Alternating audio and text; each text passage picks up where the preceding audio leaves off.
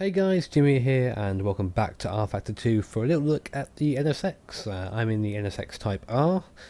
This was released very recently, I think a couple of days ago, by rFactor. It's on the ISI site. You can go check it out there. It's a collaboration with a third party.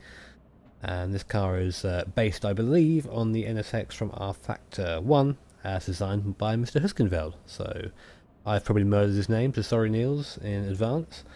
But yeah, this car shares my birth year, so why the hell not? Let's give it a go. That's an interesting fact. Fun fact.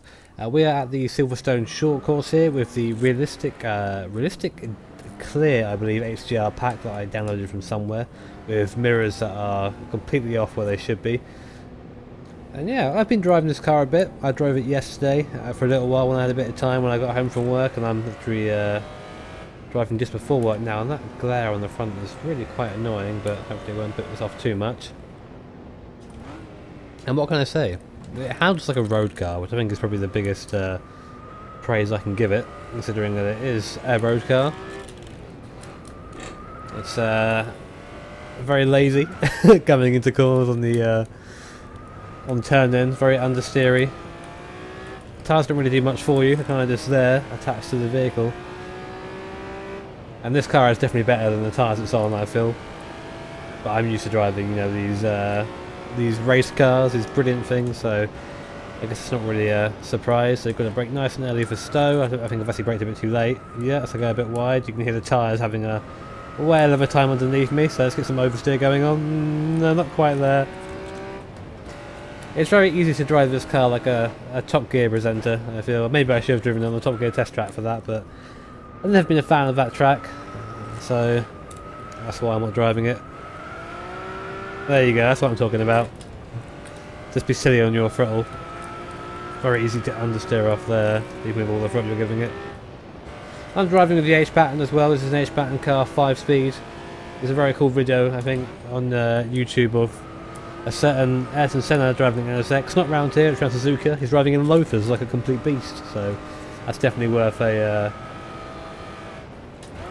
watch if you're into that sort of thing. But yeah, I've actually had a chance to look around it as well, check out graphically. We'll go on the exterior view in a second so you can have a look yourself, but it looks very nice, it looks very good. Usually I gravitate towards road cars when they come out because I kind of enjoy the challenge of driving something without infinite grip. This is no exception, you know. Really fun, really sprightly. And looks good to boot. I mean, you're looking at the interior now, pretty much looking at some of it anyway, at my apparently ridiculous field of view. But it's very nice. It's very pretty. I'll see if I can get a. I think it's V is the default for this, or is it U? U. Yeah, have a little look around. My awful mouse control. Obviously, attention to detail has gone into this. I think looking rather proper.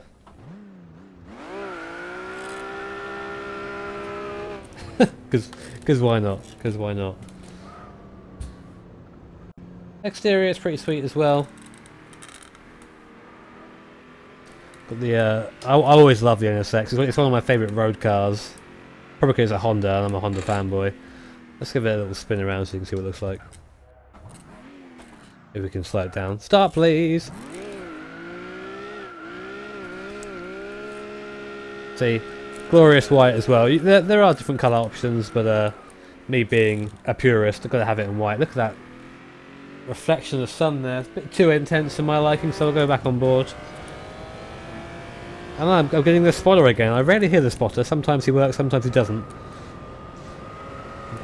Something I noticed, though, this being a road car, I guess. I know it's a sports car, it's made to be driven enthusiastically a little bit, but look at the temperature gauge. Look at that. Almost reaching the old red already. I've only had a couple of laps in anger. We'll go at it again. Force feedback is pretty nice in this as well. It's pretty much how I expect it to be. Not quite as precise and on tune as a racing car where you pretty much feel every bump through the wheel. Suspension's a bit more forgiving in this, a little bit softer. Not quite as hardcore, but still makes a very nice difference. I haven't actually driven the stock NSX yet because I just like the fast version of this car. I say NSX Type R is one of my kind of dream cars, funnily enough. So it's really cool to get to drive it in a sim. I get traffic well. See if we can put together a decent lap, shall we? That's always seems to be how I end my videos. I go, yeah, let's put together a decent lap, and then I spin out. But it's nice to be doing, nice to be talking again about difficulty. It's a very brief illness, it seems to me, which is good. I like brief illnesses. I think 4th through here. 4th and very careful the front. Yeah, you see I'm understeering like a pig through there, taking too much speed in. The front tyres aren't able to cope with it. I'd be very kind of curious to see how this thing handle with some better tyres on. But that's pretty much every road car ever. See, I'm just so easy to light up the rear tyres and start having the back come round on you. But it's also very fun to do that, so I don't know. It depends how you drive, really. Aggressive driving style isn't the best thing for this. Yeah, this car is, obviously, because it's from rFactor 2, it's free, so go get it. There's no reason not to go get it. I had a little bit of trouble installing it, maybe because I've got too many mods, as I take that a little bit more sideways than I should have done. But I got it in the end, obviously, because you're seeing it now. But NSX Type R, a worthy addition, I think, to the rFactor 2 lineup. It's very much in the same vein as the that painless roadster thingy that I have. That's a car I've never really come across before. But it's basically just very good. I might even do a little bit of driving in the wet at some point and see what that's like, because road cars in the wet are a bit more forgiving than the race car. I think mainly due to the tyres usually. It was a big old roof tyres that can displace a lot more water. God, I'm getting a little bit too enthusiastic there. Get on the curbs so we can use them a bit because we have suspension and that stuff. I can't even get to the inside curve there where I'm trying to have so much understeer. Yeah, the poor tyres. I don't like this. You can hear him squealing around. I do like the sounds as well. It's maybe like missing a hint of rawness, but I think it's very similar to how it sounds in real life. It's got a very similar sounding engine as I feck up. Brilliant. Brilliant, brilliant. Very user-friendly. User-friendly sports car, this. It's certainly meant to be, you know, the Ferrari killer of this back in the day.